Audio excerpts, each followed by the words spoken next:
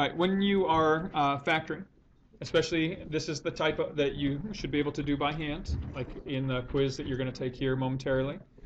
And the first step that you want to do is look for any common factors you can remove. So when you look at each of these three terms, is there a common factor that goes into all three of those?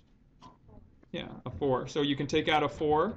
When you remove a 4 from this first factor, you're left with 3x squared.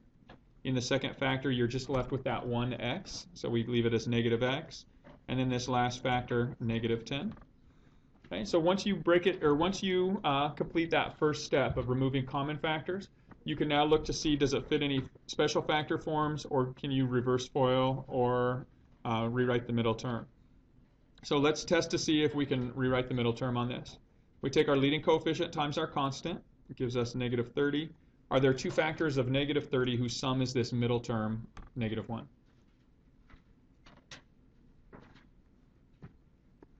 Get a negative 6 and a positive 5. So if we rewrite our middle term as the sum of those, drop down the first and the last terms.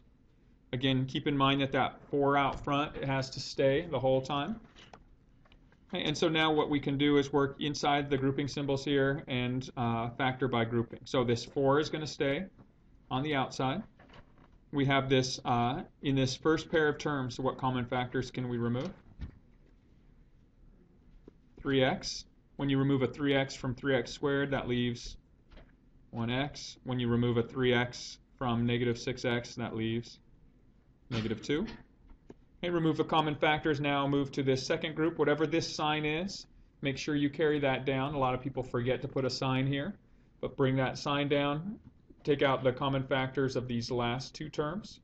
Between 5x and negative 10, the common factor is 5. When you remove a 5 from 5x, you're left with just the x. When you remove a 5 from negative 10, you're left with negative 2. Now, if you've done it right, or if this is factorable, you get this common binomial factor.